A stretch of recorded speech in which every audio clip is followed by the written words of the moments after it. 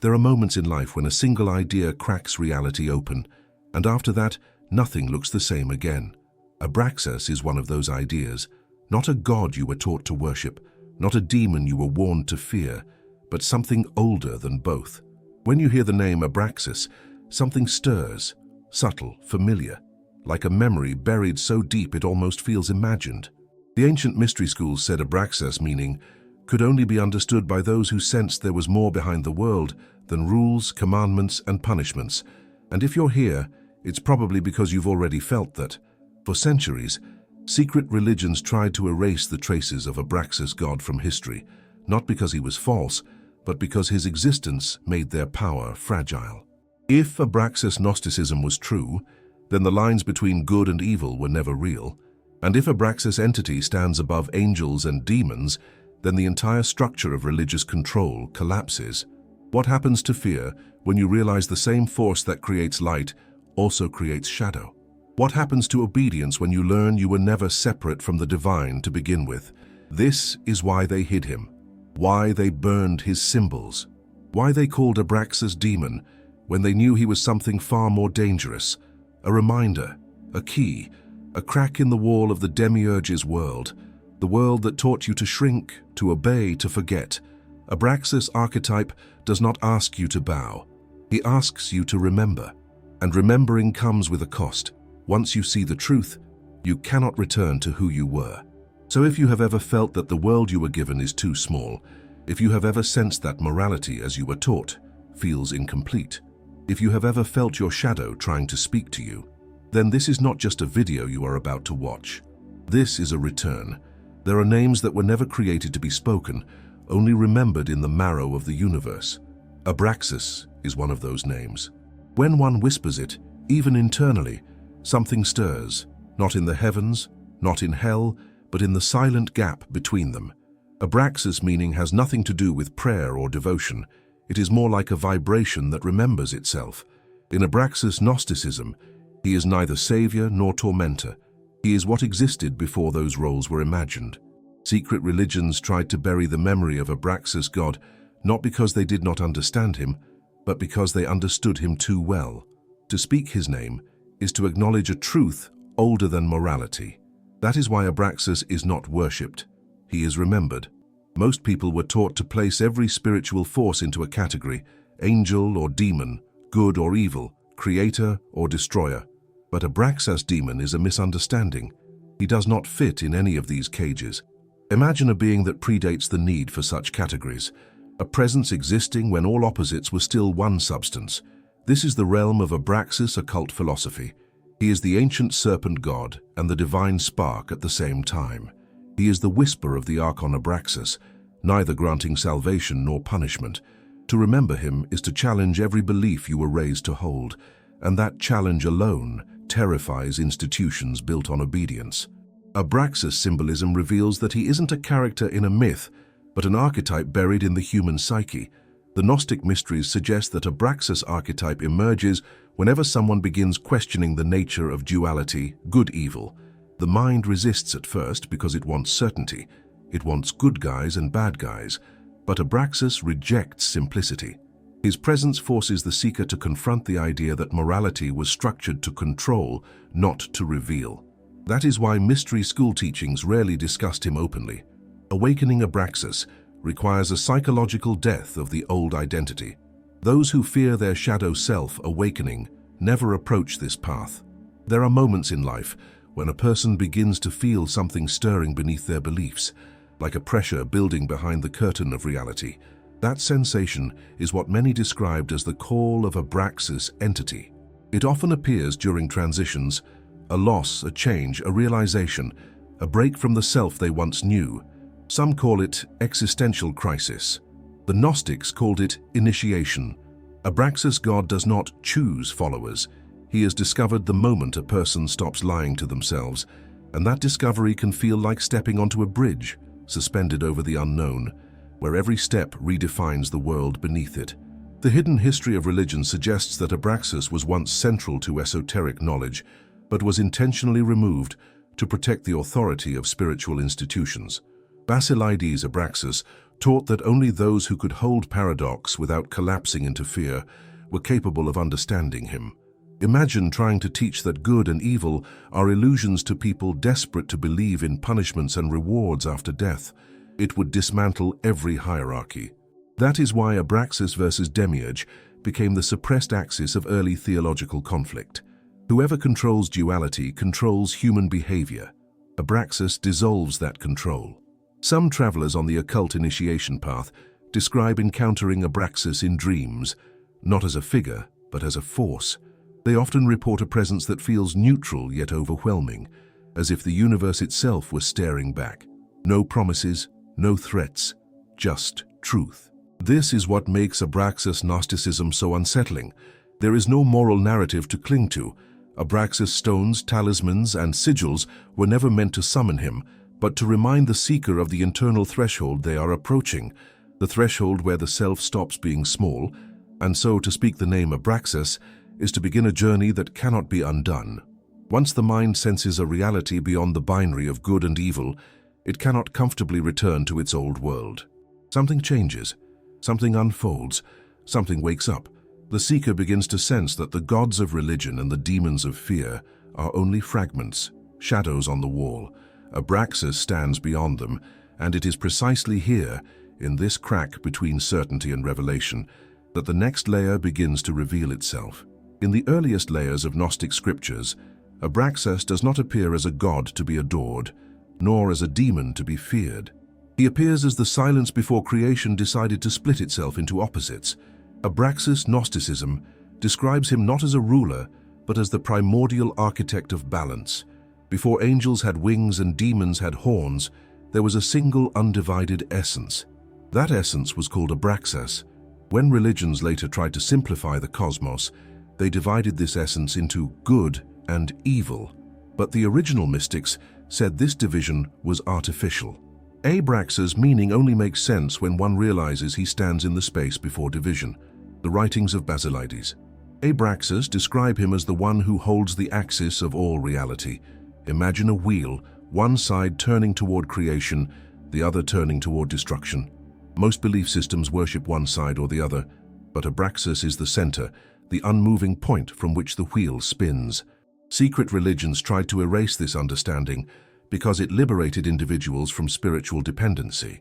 If a person discovers that the same source creates both light and shadow, then no priest, no book, no institution can claim authority over their soul.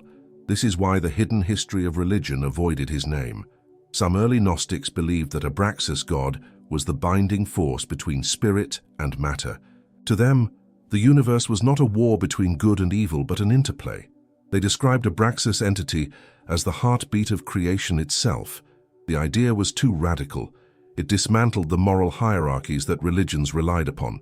If the same source births angels and demons, then the believer must take responsibility for their own inner duality.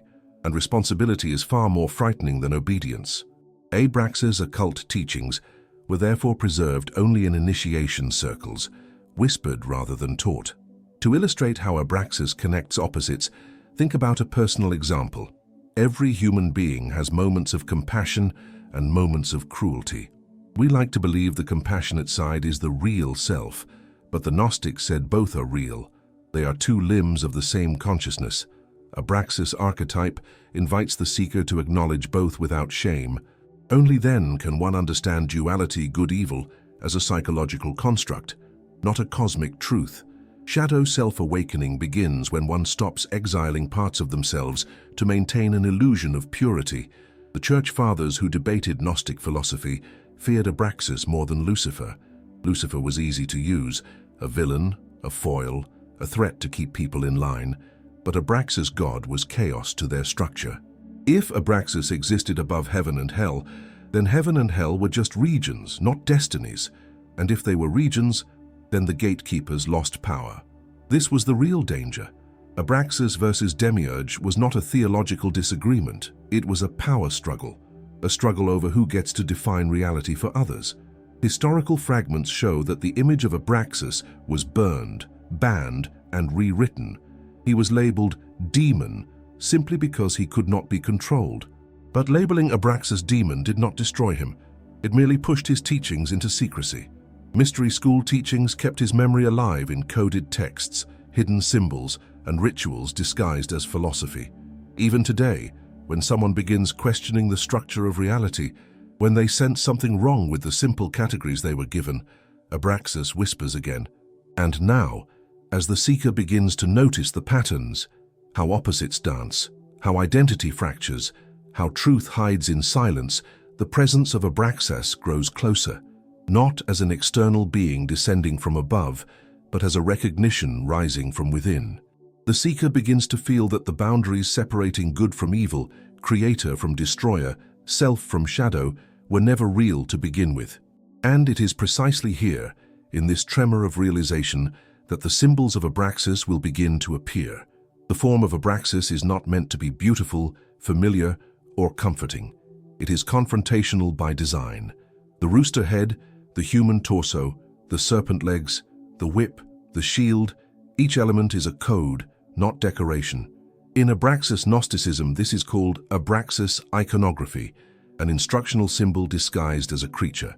The rooster speaks of awakening, the moment one is shaken out of spiritual sleep. The serpent limbs represent infinite cycles, rebirth and return. ABRAXAS meaning expands beyond linear time. The whip communicates dominion over fate, not dominance over others. And the shield is protection not of the body, but of the cosmic law beyond duality. Nothing here is random. The image is a lesson. Imagine waking from a long dream where you believed yourself to be small, powerless, and trapped within moral categories you did not create. The rooster call is that awakening, a sudden awareness that your inner world is larger than the world you were given. This is the beginning of shadow self-awakening. Many feel it as a jolt, a realization that their beliefs were inherited, not chosen. The rooster is not gentle.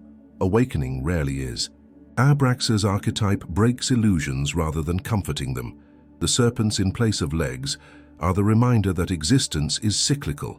Everything rises, falls, dies, and returns. Nothing is final.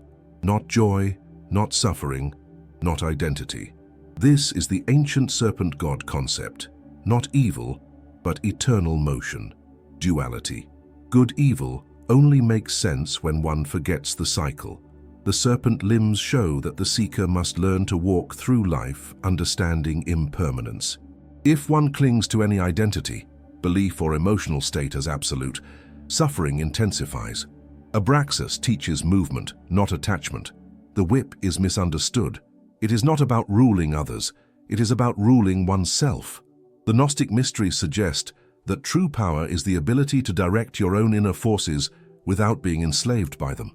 Think of how many people are guided by impulses they can't explain: anger, fear, insecurity, desire. The whip symbolizes mastering these forces, not suppressing them. ABRAXAS occult teachings say control is not imprisonment, it is direction. A person who cannot guide themselves is guided by the world. The shield represents neither defense nor avoidance. It is the recognition that when one acts from the core of their being, aligned with truth, nothing external can shake them. It is protection through understanding, not through hiding. ABRAXAS stones and talismans were carved with shields not to ward off demons, but to remind the seeker that clarity is protection, confusion is vulnerability, knowledge is armor. But this knowledge does not come cheaply. It requires confronting the self fully.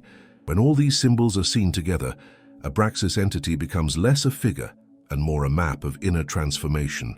Rooster to wake, serpent to accept the cycles, whip to guide inner forces, shield to walk without fear. This is why secret religions treated ABRAXAS as an initiatory threshold rather than a god. He does not grant blessings, he demands growth. ABRAXAS God is the universe looking back at you and asking, are you willing to see what you are? And here is where the seeker begins to realize that the image of ABRAXAS is not meant to be looked at, it is meant to be recognized. For once you see these symbols inside yourself, his presence does not remain external anymore. It becomes internal, intimate, undeniable. And just when this recognition takes root, the question of morality itself begins to dissolve. The moment one begins to understand ABRAXAS, the ground beneath morality starts to shake. This is because Abraxas Gnosticism points to a truth older than every holy book and every devil myth. Good and evil are not opposites, they are inventions. ABRAXAS meaning exists beyond these categories entirely. To the uninitiated, this sounds terrifying. People cling to moral absolutes because they give certainty, direction, and identity. But Abraxas God does not operate in certainty. He exists in the space where duality collapses. That collapse is not chaos, it is clarity. It is realizing the world has never been divided except in the human mind. Think about how a sunrise can be beautiful to one person and painful to another. The event is the same, but the meaning is different. This is duality, good-evil in real life, perception, not essence. When religious institutions labeled Abraxas demon, it was not because he was evil. It was because he threatened the idea that morality must be externally granted. Abraxas occult teachings show that morality is a tool, not a truth. A tool can guide or imprison depending on how it is used. The Gnostic mysteries warned that most people choose imprisonment because it feels familiar. To understand Abraxas' entity is to recognize that good and evil are gradients of the same force. A flame that warms can also burn. A river that nourishes can also drown. A word that heals can also wound. Reality does not divide itself. We divide it. Abraxas' archetype invites the seeker to witness life without forcing it into boxes. This is shadow self-awakening. The realization that your worst impulses and your best impulses are not enemies, but expressions of the same life force seeking direction. When someone tries to live only in goodness, they become brittle. They exile their passion, their strength, their hunger, their shadow. But when someone embraces destruction without balance, they become cruel, aimless. The seeker must learn to hold both. Abraxas versus Demiurge is the conflict between the world as it is and the world as it is controlled to appear. The Demiurge enforces categories. Abraxas dissolves them. The question is not what is moral, but what is true. Imagine a person who refuses to acknowledge their anger. They smile, stay quiet, try to be good, but anger remains, and in silence it festers. Eventually it erupts uncontrollably. This is what happens when duality is denied. Abraxas teaches, what is unacknowledged controls you. What is accepted can be guided. The whip from the previous topic returns here. Self-mastery depends on seeing everything inside yourself, not just the parts that win praise.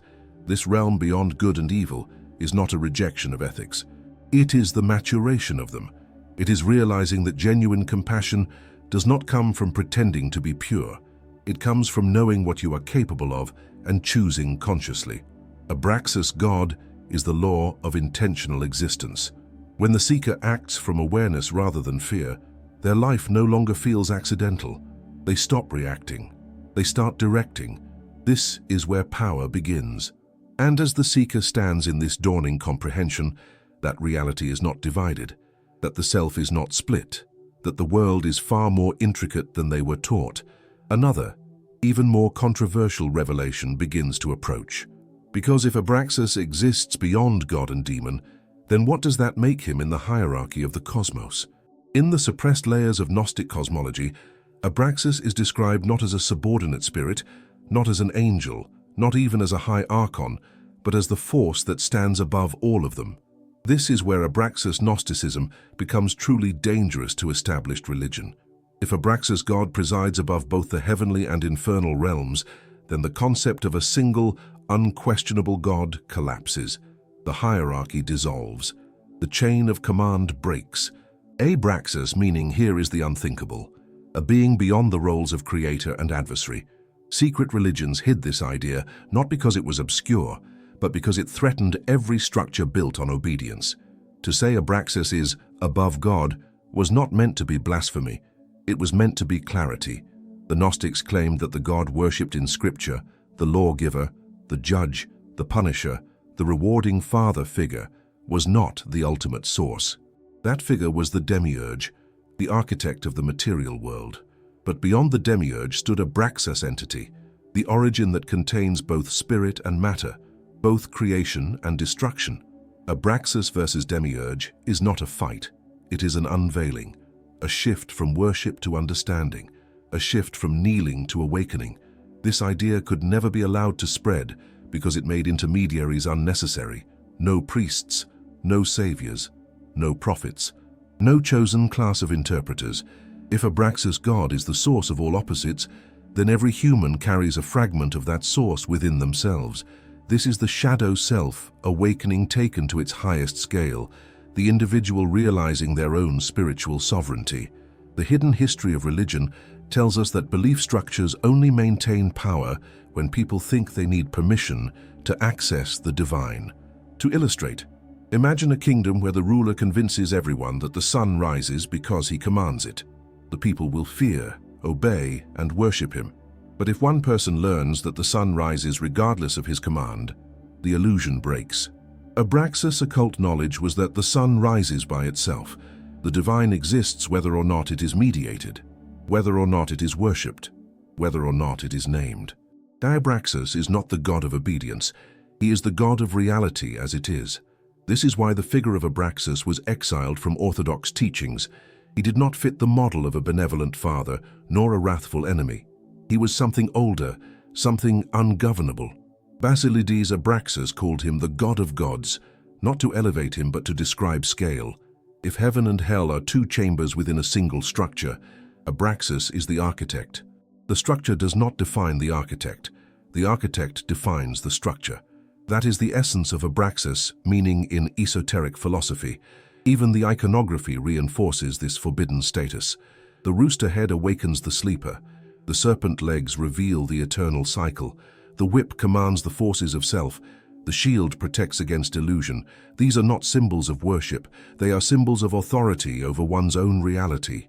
ABRAXAS archetype is not about bowing. It is about rising. The seeker is not a follower but a participant in creation. This is what religions could not allow.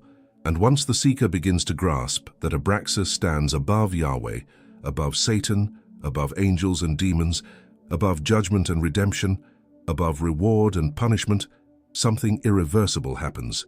The old image of the universe begins to fracture. The seeker feels a door begin to open, one they didn't know existed, one that cannot close once seen, and behind that door lies a figure long hidden, the demiurge, the architect of the prison the seeker always thought was the world. The concept of the demiurge is one of the most misunderstood ideas in spiritual history. In ABRAXAS Gnosticism, the demiurge is not the ultimate god, but the architect of the physical universe, the one who shapes matter, laws, bodies, and limits.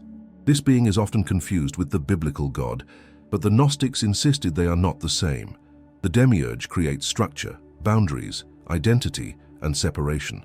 ABRAXAS God stands beyond all of that. To understand ABRAXAS meaning, one must first understand the cage they are inside. The material world is not a punishment, but a closed system, a system designed for experience, but also for forgetting. Most people live their lives believing the world they see is all that exists. Gravity, time, form, and identity feel absolute, but these are simply the rules of the demiurge. Imagine a dream where everything feels real until you wake up. The physical world is that dream. The demiurge is the dream maker. ABRAXAS entity is the one who remembers the waking state. This is why secret religions taught that enlightenment was not about worship. It was about remembering. The demiurge governs the seen. ABRAXAS governs the unseen, and the seeker is always somewhere in between. To illustrate this, look at how people define themselves. I am my name. I am my job. I am my past. These are walls, not truths. The demiurge relies on identity to maintain control. Shadow self-awakening begins when someone realizes identity is a costume, not a soul. Basilides ABRAXAS taught that the soul pre-exists the body and continues beyond it. The body is a temporary garment. Once the seeker understands this, fear begins to collapse. Fear of death, failure, judgment. Fear belongs to the world of the demiurge. Awareness belongs to ABRAXAS. The demiurge isn't evil. That's another duality trap. Duality good-evil does not apply here. The demiurge is functional, necessary. Without form, there is no experience. Without limitation, there is no growth. Without forgetting, there is no remembering. ABRAXAS occult philosophy teaches that creation is a process of expansion and return, like a breath. Inhale into form, exhale into spirit. The problem arises when the seeker forgets to exhale, when they believe the material world is the final destination. That forgetting is the prison. Think of life moments when you felt something more, a strange déjà vu, a dream that felt more real than waking life, a moment of silence where time seemed to stop. Those are cracks in the demiurge's structure, moments where Abraxas archetype reaches through. Some call it intuition, others call it soul memory. Mystery school teachings call it the serpent stirring. These moments are not random, they are invitations, openings, reminders. The seeker is being asked to remember something they once knew deeply. This is why the figure of the demiurge was so controversial.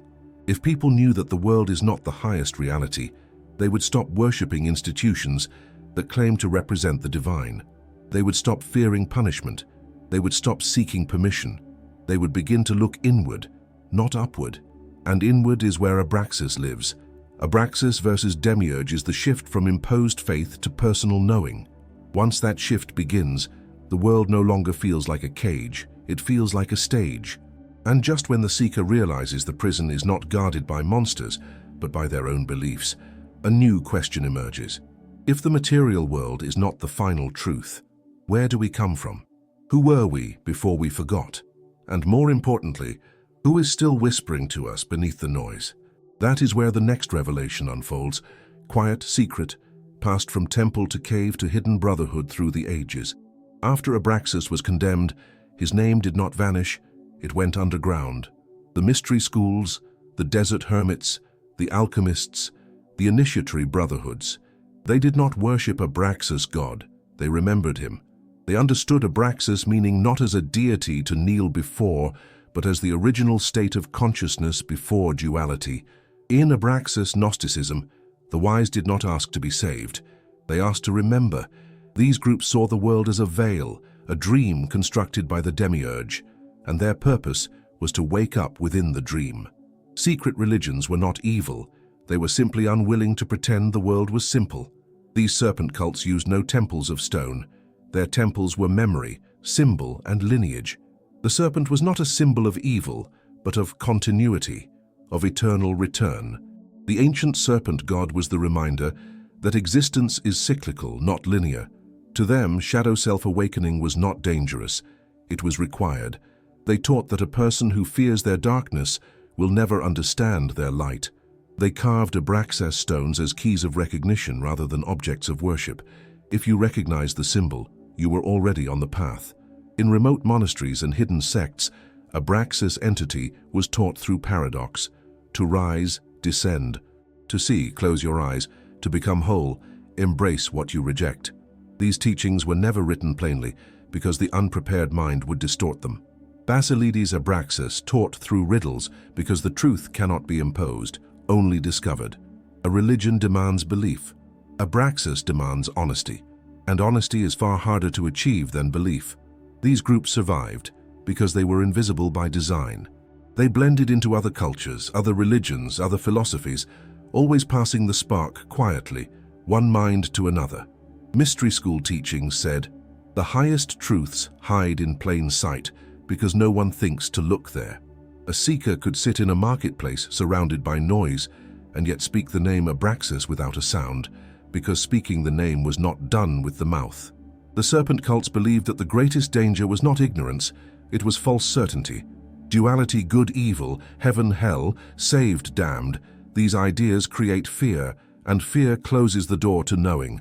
Abraxas occult tradition teaches that the one who transcends fear becomes ungovernable, and an ungovernable soul is a threat to every institution built on obedience. That is why these teachings had to remain silent. They were not forgotten. They were protected. If someone from these lineages saw you questioning reality, your beliefs, your identity, your purpose, they would not give you answers. They would give you symbols, because symbols bypass the thinking mind and speak directly to the part of you that remembers. The rooster, the serpent, the whip, the shield, they were not instructions, they were mirrors. Abraxas archetype reveals itself only when the seeker is ready to see. And now, as the seeker begins to sense that something ancient has been calling to them, Not externally, but internally, the real initiation begins. The realization that the divine is not distant. The realization that the self is not fractured. The realization that the prison was never locked. And if the memory of Abraxas has returned to the surface of the mind, then the next step is inevitable. To encounter Abraxas is not to meet a god outside yourself. It is to recognize the part of you that has always been more than human. Abraxas Gnosticism teaches that every soul is a fragment of the original undivided source, split into countless reflections so that experience could occur. But the demiurge's world convinces you that you are small, temporary, accidental. The shock of Abraxas meaning is the realization that your consciousness existed before your birth and will continue far beyond your death. This is not metaphor. It is memory resurfacing. Abraxas' God does not awaken you gently. He shatters the illusion that you were ever less than infinite. Most people avoid this realization because it dismantles the identity they spent their entire lives defending. The moment you understand you are not the character you play, but the one who chose to play it, everything changes. Basilides Abraxas described this as the cracking of the shell, from persona to essence. The seeker begins to sense the duality good-evil within themselves, not as conflict but as spectrum. They realize the shadow is not their enemy, but their unclaimed power. Shadow self-awakening is the process of reabsorbing the parts of yourself you were taught to exile. This awakening can feel destabilizing at first. You may feel like your old motivations no longer make sense. Things you once feared lose their weight. Things you once chased lose their glamour. Abraxas' entity does not take anything from you. He strips away what was never truly yours. The masks, the borrowed beliefs, the second-hand identities. Abraxas' archetype reveals your original nature, both creator and destroyer, both light and dark, both divine and human. When you see this, you cannot unsee it. There is often a moment of internal silence that follows, the kind that feels like standing on a cliff. Not fear, vastness. The world seems both incredibly familiar and entirely new. The Gnostic mysteries describe this as waking up inside the dream. You are still in the realm of the demiurge, but you are no longer asleep within it. You begin to move intentionally, rather than reactively. Abraxas' occult philosophy calls this the first breath of sovereignty. It is subtle but irreversible. Practical example. Someone who once acted out of insecurity begins to act out of clarity. Someone who once sought approval begins to act from authenticity. Someone who once feared being alone begins to experience solitude as power. This shift is not a belief, it is a state. Mystery school teachings say, when the soul remembers, the body obeys. Change happens not by effort, but by alignment. Once the inner architecture changes, the outer world rearranges around it. But this awakening is not comfortable. It requires facing everything you once avoided. The wounds, the mistakes, the lies you told yourself to stay small. Many people retreat at this stage, not because Abraxas' God is frightening, but because the truth about themselves is. To hold your own divinity means taking responsibility for every aspect of your existence. No savior is coming. No salvation is owed. You are the one who must step into yourself fully. And just when the seeker begins to understand their power, another realization rises like a dark tide. If you reclaim your divinity, you also reclaim your shadow. Knowledge without innocence, power without denial. This is where the path becomes dangerous, not because of Abraxas, but because of what you now must face within. Once the seeker recognizes their own divinity, something irreversible happens. Innocence dies. Not innocence as purity, but innocence as ignorance. The world can no longer be seen through the simple lens of this is good, this is bad, this is right, this is wrong. Abraxas Gnosticism teaches that the moment duality collapses, you see yourself clearly, and that is the most terrifying sight of all. Abraxas meaning doesn't threaten the world, it threatens your illusions. This is why many seekers turn back here, not because Abraxas God punishes them, but because they cannot bear to face themselves without a mask. The shadow self-awakening is not poetic, it is raw. It is the moment you realize that everything you blamed on others, your pain, your fears, your failures, was shaped by choices you made, consciously or unconsciously. To see Abraxas' entity is to see that there is no external enemy to fight. The demon you feared was the unclaimed part of your own power. The sin you carried was the memory of abandoning yourself. When the seeker realizes this, the emotional shock can be overwhelming. Freedom is heavier than chains when you are not prepared to carry it. Many people spend their entire lives chasing goodness to avoid acknowledging their capacity for destruction.